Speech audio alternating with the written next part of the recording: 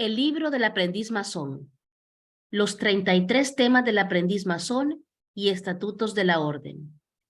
Candor, belleza, fuerza. Autores: Adolfo Terronés Benítez, grado 32, y Alfonso León García González, grado 33. A todos los hermanos masones del orbe que estudien y se preocupen por comprender las enseñanzas de esta sublime institución.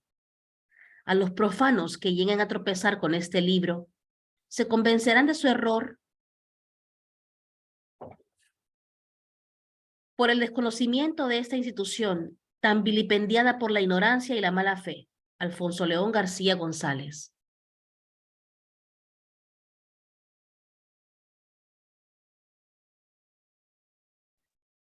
Prólogo.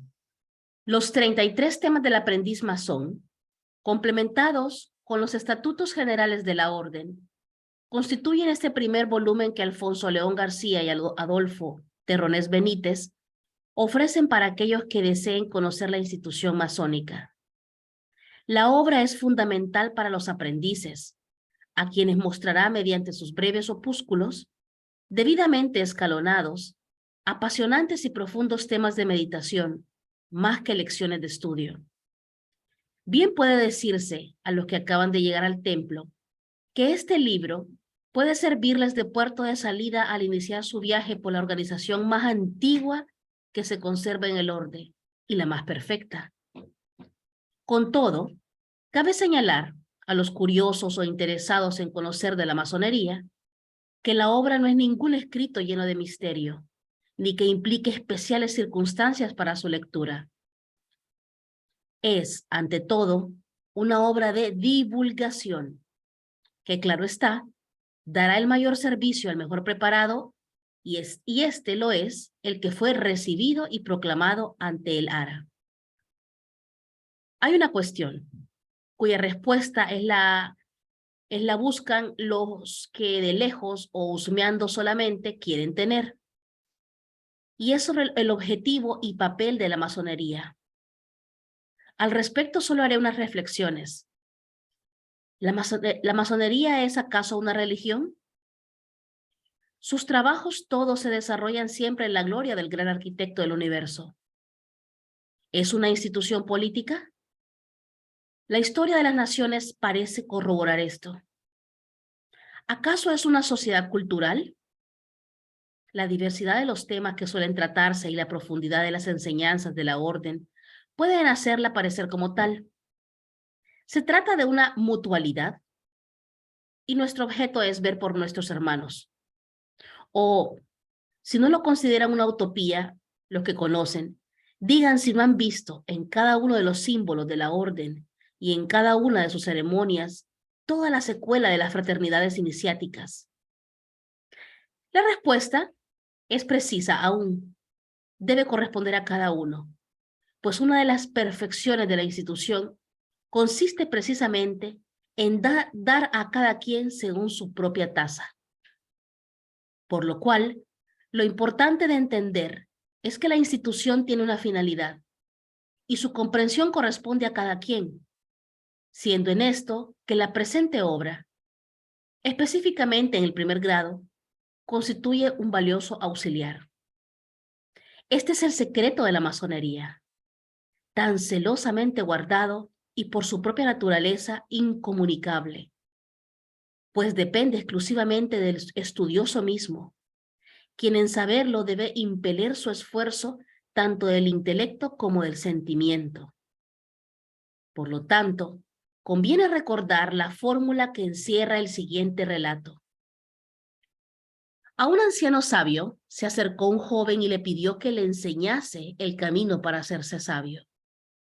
El noble anciano lo llevó hasta un arroyo y ahí le hizo meter la cabeza en el agua, donde se la detuvo pese a los desesperados esfuerzos que hacía el presunto discípulo por escapar de la inesperada trampa. Por fin, el sabio le soltó y una vez que le hubo dejado reposar, le preguntó: ¿qué deseabas cuando tenías la cabeza bajo el agua? Aire, maestro. ¿No querías mejor riquezas? ¿No buscabas placeres? ¿Las caricias de la mujer que amas? ¿No las extrañabas? No, maestro, yo quería aire. ¿No buscabas a tus padres? ¿No cuidabas de tus amigos? ¿No te importaban tus compromisos? No, maestro, yo solo deseaba aire. Pues bien, así, con esa misma fuerza que habéis deseado el aire, desead la sabiduría y seréis sabio, dijo el anciano y se marchó. Índice de los 33 temas del aprendiz masón. Tema número 1. La cámara de preparación, su simbolismo, su descripción y su interpretación. Tema número 2. El triangular, su simbolismo y su interpretación. Tema número 3. El templo, su descripción, sus dimensiones, etimología de la palabra logia. Tema número 4. La columna B, su significado e interpretación. Tema número 5. Las 12 columnas. Tema número 6. El ara. Tema número 7. La educación masónica. Los emblemas, las alegorías, los símbolos. Tema número 8. La escuadra, su simbolismo e interpretación. Tema número 9. El compás, su simbolismo e interpretación. Tema número 10. Las luces. Tema número 11. Los tronos, lugares de los dignatarios en logia, su descripción y su interpretación. Tema número 12. Las herramientas del aprendiz, sus usos, su significado y su simbolismo. Tema número 13. El mandil, su uso, su interpretación y su simbolismo. Tema número 14. El juramento, su simbolismo y su interpretación. Tema número 15. Los saludos, los tocamientos y las baterías. Tema número 16. Los viajes del aprendiz, su significado, simbolismo e interpretación. Tema número 17. La palabra sagrada del aprendiz, su significado, simbolismo e interpretación. Tema número 18. La marcha del aprendiz. Tema número 19. La edad del aprendiz.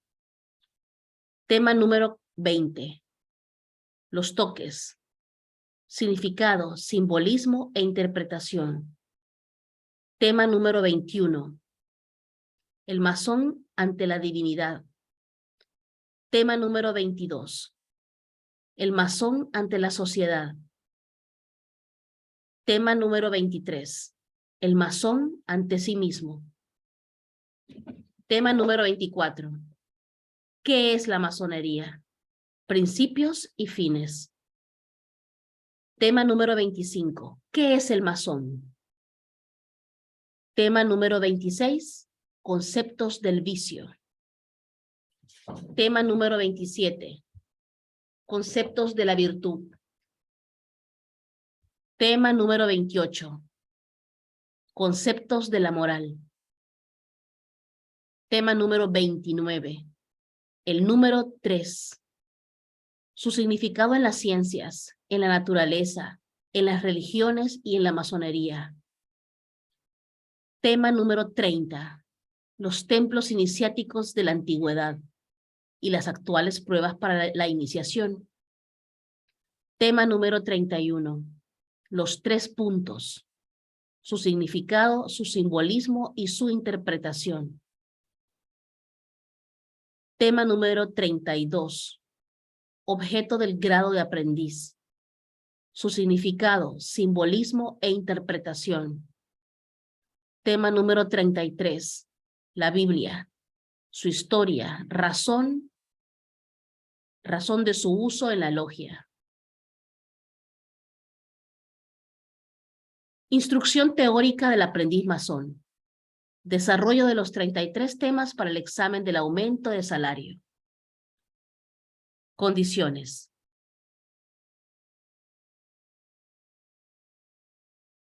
Para el fin de dar una clara explicación del contenido de los temas desarrollados en el presente libro, se procederá a iniciar la preparación práctica, teórica y técnica de los hermanos aprendices, que deseen presentar sus exámenes estando capacitados en la materia, lo que los posibilita para obtener su aumento de salario.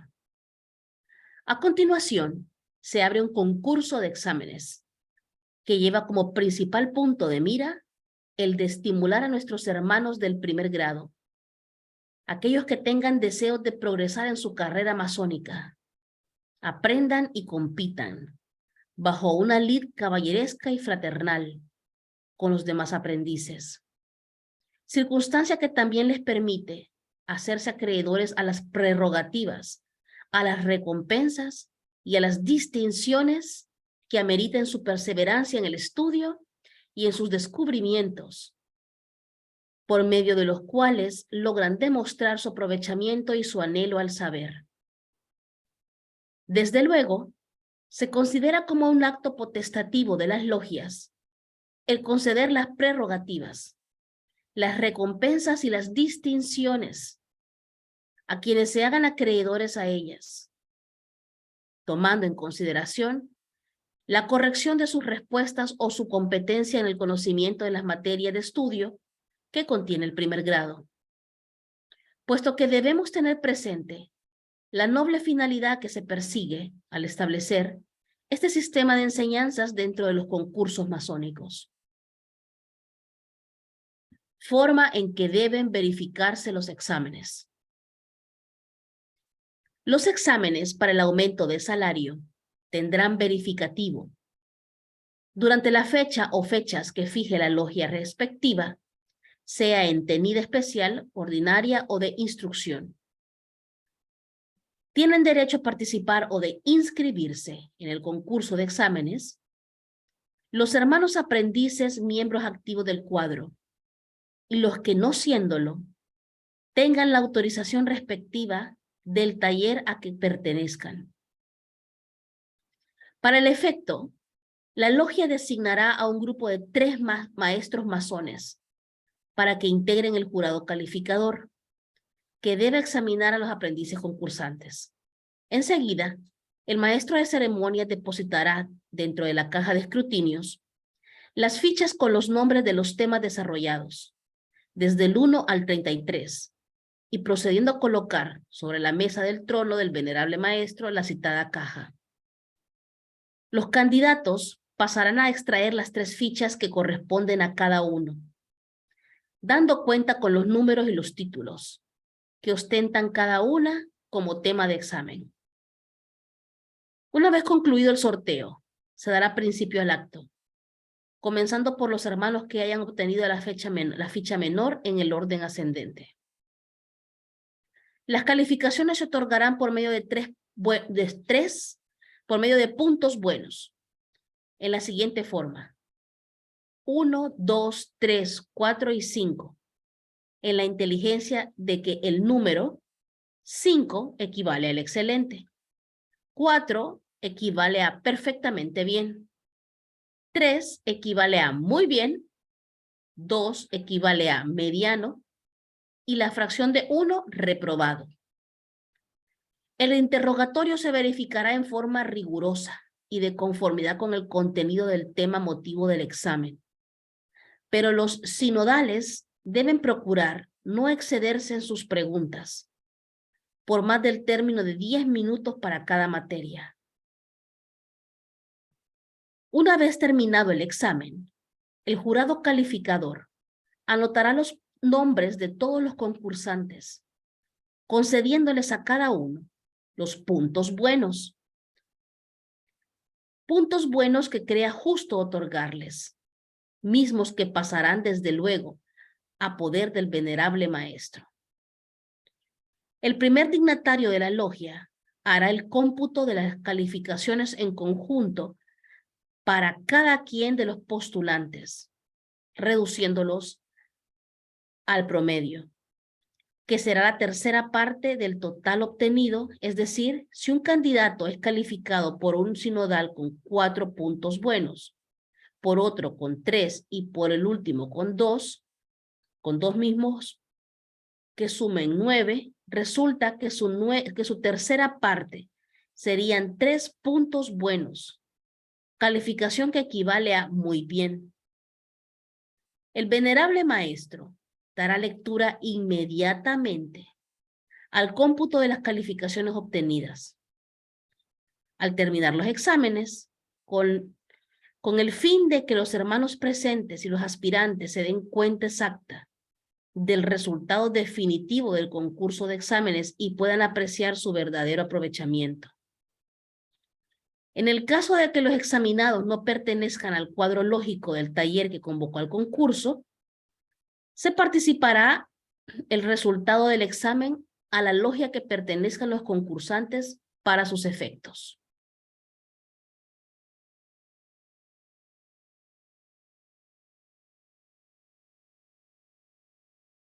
Estímulos a que tienen derecho los examinados, según sus calificaciones. Las distinciones, las prerrogativas y las recompensas a que tienen derecho todos los candidatos a examen se concederán de conformidad con su aprovechamiento, su capacidad y según su competencia. Por lo tanto, quienes obtengan un cómputo total de 5 puntos, o sea, una calificación de excelente, ascenderá inmediatamente al grado superior, sin costo alguno para el postulante, siendo la logia la que cubre la totalidad de los gastos que se originen. Los que obtengan una calificación de 4 puntos buenos, que corresponde a perfectamente bien, tienen derecho al ascenso, pero pagando únicamente los derechos que corresponden a la gran logia. Los que obtengan una calificación de 3 puntos buenos, que equivale a un muy bien, igualmente tienen derecho al ascenso, con la condición de que pagarán los intersticios y los derechos de la gran logia.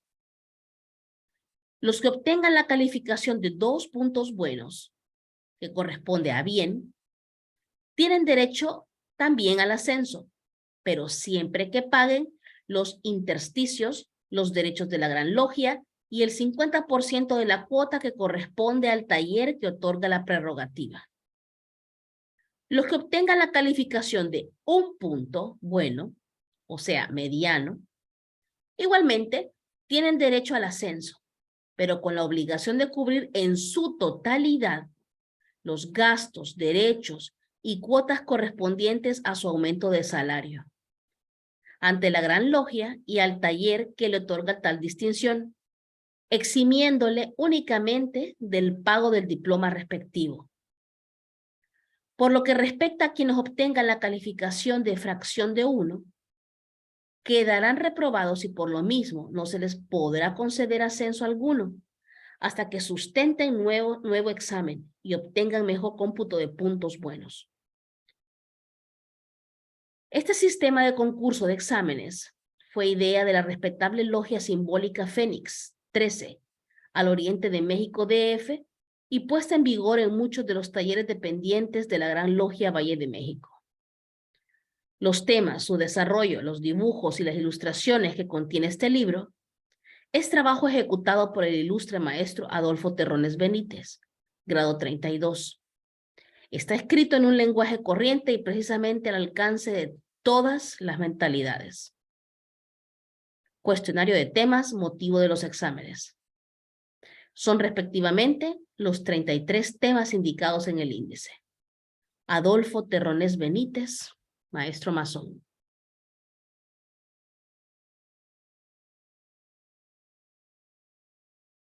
Tema número 1. La cámara de preparación, su simbolismo, su descripción y su interpretación. Todos los masones sabemos que el simbolismo tiene un vasto campo de acción, porque sus enseñanzas están conceptuadas como la base principal que sirve de apoyo al entendimiento humano para aprender a distinguir, comparar y elegir lo que se comprenda más fácilmente, puesto que la representación de las ideas en forma objetiva, gráfica y parabólica nos dan una mejor noción de lo que prácticamente podemos aceptar como verdaderas enseñanzas simbólicas. Así también tenemos las representaciones metafóricas, que nos hacen perfectamente comprensible el lenguaje figurado de la masonería. En consecuencia, bajo esas condiciones, vamos a definir de una manera elocuente lo que es la cámara de preparación o reflexiones durante el ceremonial de admisión de los candidatos a la iniciación masónica.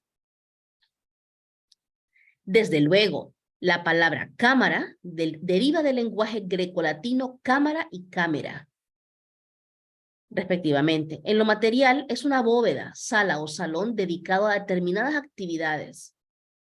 Esta voz tiene muchas acepciones y de ese modo tenemos en el medio profano a la organización política de algunos países en los que se han creado las cámaras alta o baja, o sean las de los senadores y el Congreso. La primera representa a los estados, la segunda al pueblo, y ambas constituyen el poder legislativo. En Inglaterra existe la Cámara de los Lores, que forma el parlamento de ese país y hace el papel de Senado. Y a la Cámara de los Comunes, que igualmente constituye el cuerpo legislativo de dicha nación, también se le da el nombre de Cámara al local, que en los Estados Unidos saturan de gases letales y que sirve para aplicar la última pena a los delincuentes.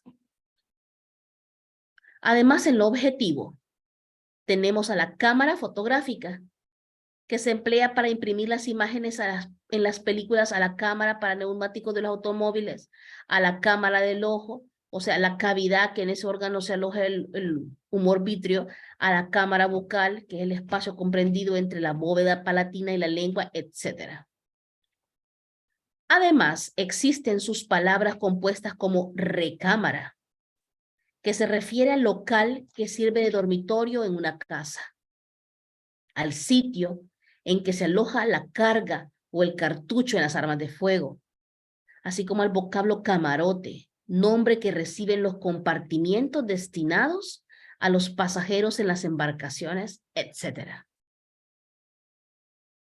Ahora bien, por lo que respecta al simbolismo masónico, la palabra cámara tiene también una explicación demasiado extensa, motivo por el cual únicamente nos ocuparemos de las que corresponde conocer en el primer grado.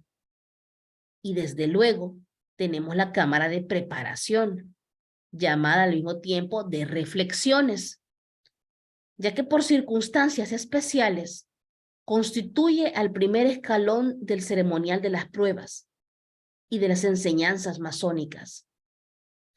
Aquí se trata de una pequeña cueva, bóveda o saloncito totalmente pintado de negro, y representa las tinieblas, el enigma y el misterio. Su aspecto fúnebre tiene por objeto dar la impresión de todo aquello que nos resulta incomprensible, de lo que consideramos como imponderable y de lo que a nuestros ojos aparece inexplicable. Pero antes de entrar en materia, procuraremos describir y proporcionar algunos detalles sobre la diversidad de cámaras. Cámaras que nos corresponde conocer y que pertenecen a las logias simbólicas. Por lo tanto, nos vamos a referir en primer lugar a las tres cámaras fundamentales, que son la de aprendiz, la de compañero y la de maestro. Mismas que durante el desarrollo de sus trabajos regulares se encuentran a cargo del venerable maestro y los dos vigilantes, y tienen la ineludible obligación de impartir a los hermanos que pertenecen a cada una de las referidas cámaras la instrucción cultural mutua, que en las tenidas ordinarias deben propagarse invariablemente. Además, existe una cámara de instrucción adscrita también a cada una de las anteriores. Estas cámaras se encuentran a cargo del maestro arquitecto, que al mismo tiempo desempeña el papel de asesor de las dignidades de las logias, a la que debe proporcionar la instrucción ritualística, la dogmática y la del ceremonial litúrgico de las 3 cámaras de referencia. Para llevar a cabo los trabajos extraordinarios de una logia, vamos a conocer también a la cámara del medio, que únicamente se considera como la tenida que tiene por objeto conceder la exaltación a los hermanos que reciben el 3º y último grado de la masonería azul. Luego tenemos a la cámara fúnebre, porque como su nombre lo indica, en ella se celebran las honras fúnebres del cuerpo presente. Con el ceremonial acostumbrado, enseguida se nos presenta la cámara negra, y es en la que se desarrolla un ceremonial idéntico al anterior, pero sin la presencia de restos mortales del hermano desaparecido. Y por último, tenemos a la cámara de dolor, que se celebra también bajo un ceremonial especial y tiene por objeto asistir a la conmemoración del aniversario del fallecimiento de algún hermano.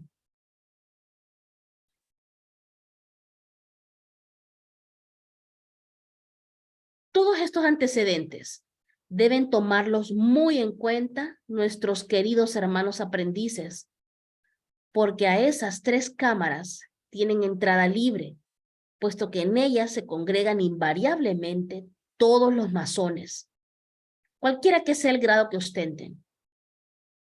Pero volviendo al simbolismo y la interpretación de la cámara de reflexiones, como ya sabemos, se encuentra tapizada o pintada de negro, y esta vez imitando una bóveda, caverna o saloncito, con una puerta de entrada en la cual aparece una ventanilla discreta que le sirve de punto de observación al hermano experto. En lo material, se le conceptúa como representativa del centro de la tierra y nos indica el lugar de donde vinimos y al cual irremisiblemente tendremos que regresar. Por eso nos recuerda constantemente lo que fuimos, lo que somos, lo que volveremos a ser. Este local debe estar más o menos sembrado de piedras y huesos en desorden. Al centro de la estancia se coloca un sarcófago conteniendo un esqueleto humano semidescubierto, y al fondo se puede apreciar un rústico ajuar pintado de negro, compuesto de una mesa triangular y un banquillo de la misma forma. Sobre la citada mesa se observan los siguientes objetos: un cráneo humano, un plato con un poco de sal, otro con ceniza, una lámpara sepulcral, un pedazo de pan negro, un reloj de arena a punto de agotar su medida, un tintero, una pluma y una plancha triangular con 3 preguntas que dicen: ¿qué deberes tiene el hombre para con Dios? ¿Qué deberes tiene el hombre para con sus semejantes? ¿Qué deberes tiene el hombre para consigo mismo? Y al calce se lee: haced vuestro testamento. Y enseguida el recipiendario debe estampar su firma. Hay que hacer notar que el triangular es objeto de un tema por separado en el que se detalla todo su simbolismo, significado e interpretación.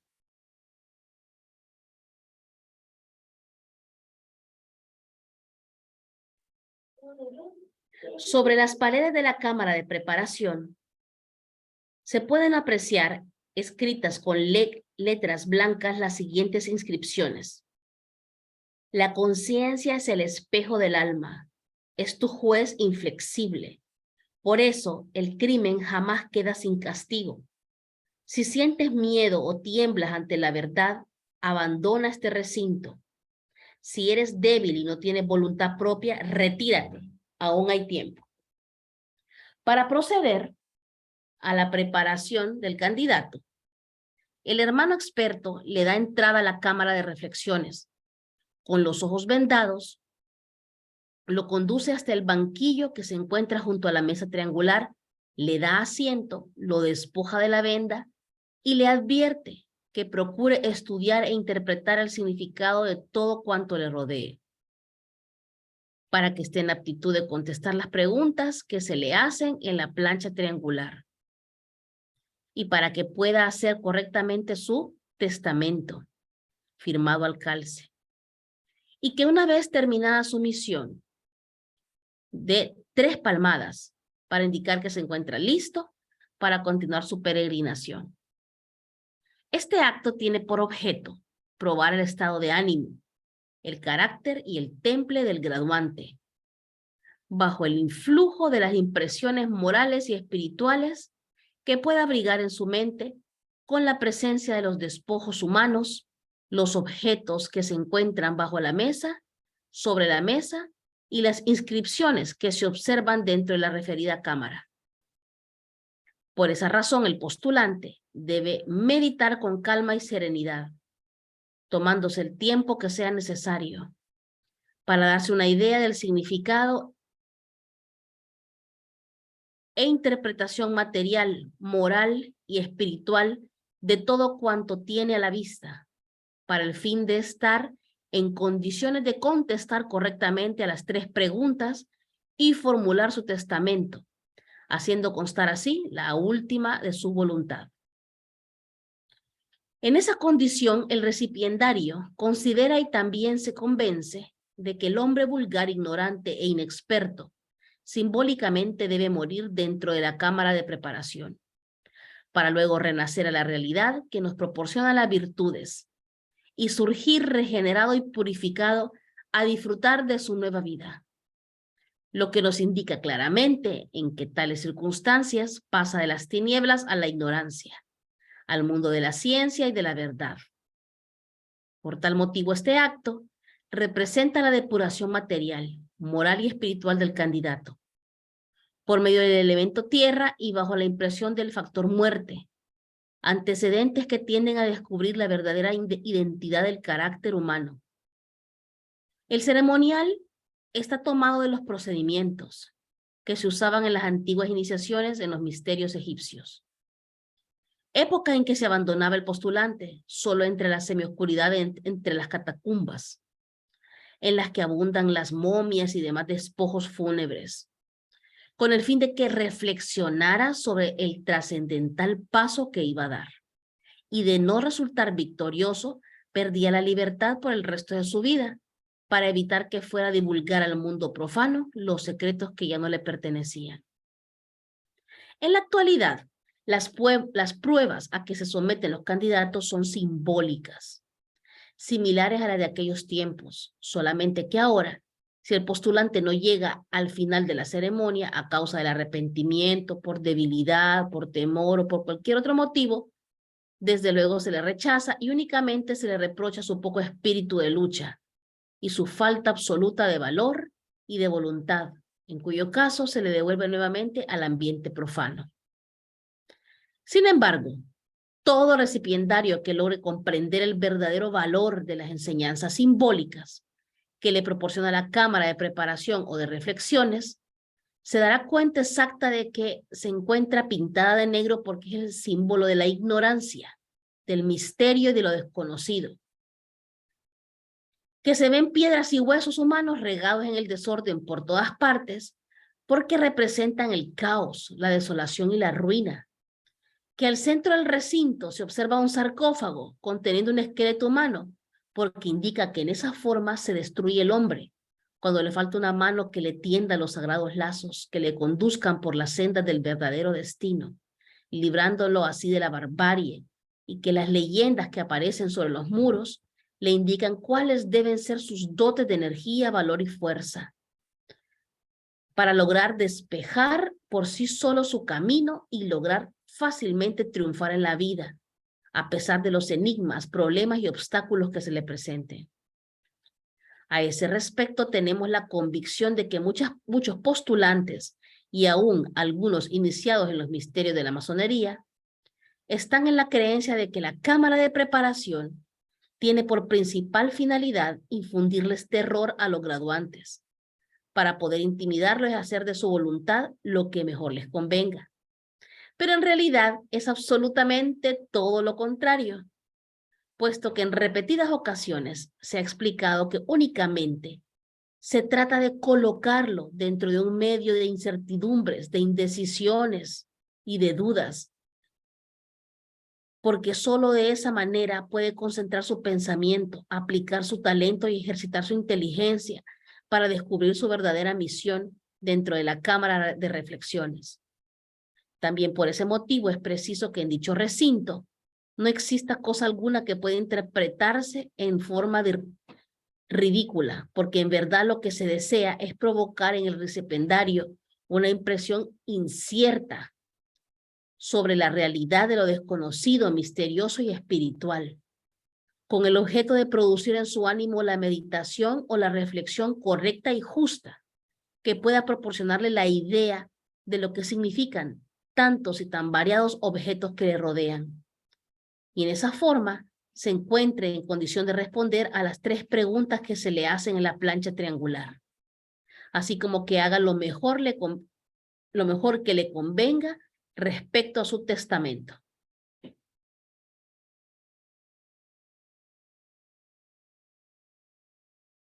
Una vez que el recipiendario ha tomado asiento frente a la mesa triangular, de seguro que su vista se dirige hacia el cráneo humano, y piensa en su significado e interpretación, por cuyo motivo le viene la idea de que representa la muerte.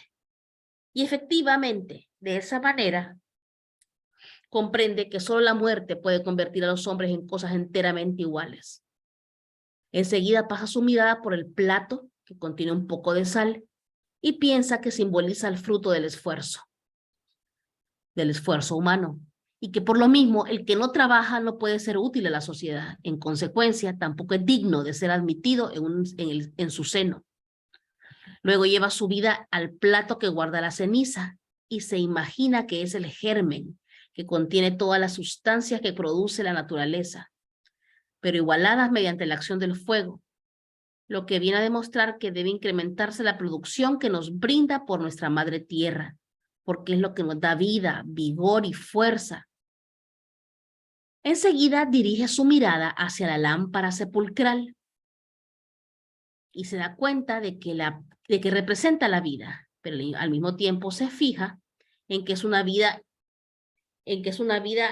en cosa insignificante.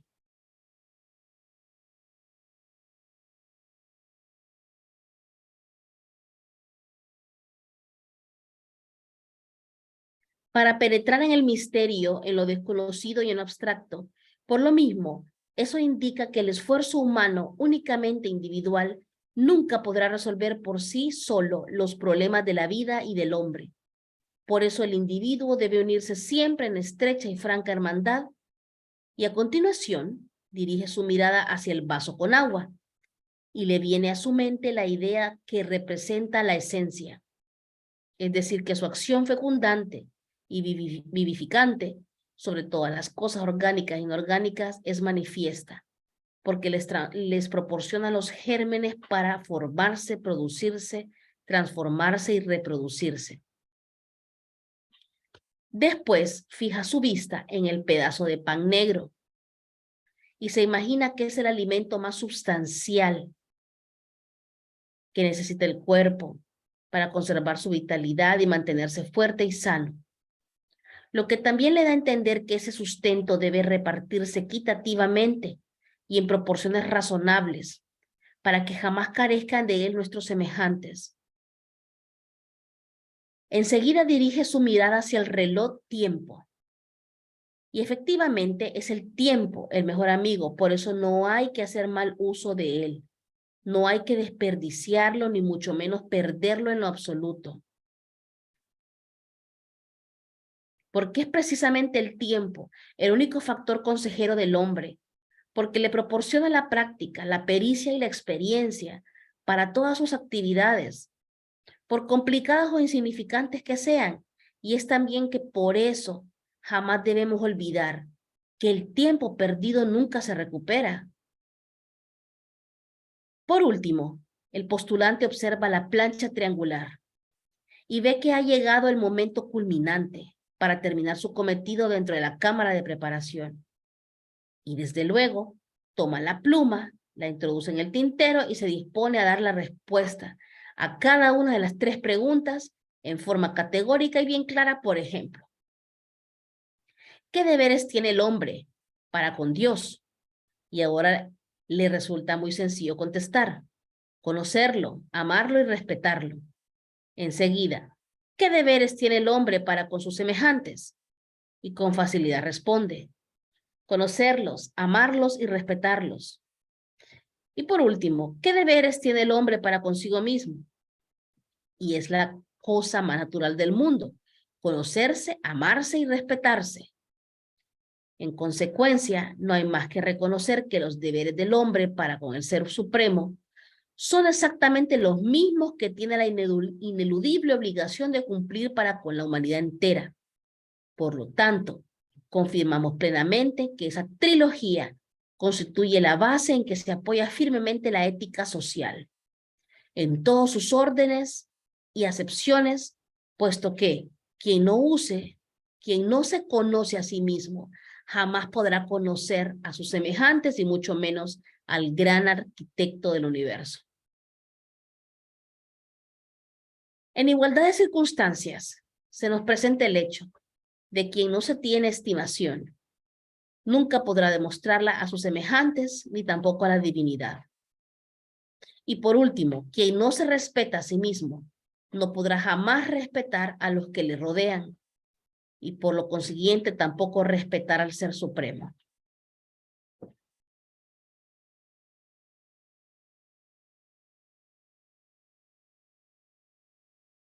Por lo tanto, y por lo que respecta al testamento, el postulante debe tomar en consideración que en este caso no se trata precisamente de legar moral, en el sentido filosófico, puesto que se trata de la herencia más significativa y valiosa que el hombre puede entregar a los suyos, a sus parientes y allegados, pues se trata nada menos que de la educación, títulos, poderes o bienes, sino de cumplir con una misión netamente de la enseñanza y de la preparación intelectual del individuo. Por eso es que el masón debe heredar a su familia o allegados la instrucción cultural más esmerada y sólida, para el fin de que pueda luchar fácilmente y conseguir de una manera honrada la posición que justamente merece dentro de la sociedad, pues solo en esa forma se puede cumplir la satisfacción con nuestros deberes para con Dios, nuestros semejantes y nosotros mismos. Y por lo consiguiente, el hombre demuestra que es y será siempre un verdadero masón. Sin embargo, también hay que tomar en consideración que la riqueza, cuando se obtiene en forma de herencia o cuando no tiene su origen en el esfuerzo propio de quien la posee, la mayoría de las veces no rinde el fruto deseado. Y por lo regular causa la desgracia de quien o de quienes adquieren las riquezas. Sin la mayor molestia, por eso la felicidad solo se consigue por medio del talento del trabajo y aún del sacrificio propio, en bien de nuestros semejantes, por cuya razón se dice que la verdadera felicidad consiste en apreciar la satisfacción del deber cumplido. Por lo anterior expuesto, vemos que los resultados obtenidos durante el desarrollo del ceremonial litúrgico, que corresponde a la cámara de preparación, es de todos conocido, puesto que cada uno de los objetos que ahí se encuentran contienen un cúmulo infinito de enseñanzas que jamás deben olvidar nuestros queridos hermanos aprendices. Aun cuando la mayor parte del aludido ritual está encomendado a la habilidad de los hermanos expertos, quienes deben tener especial cuidado de no caer o cometer algún error que pueda ridiculizar tan solemne acto.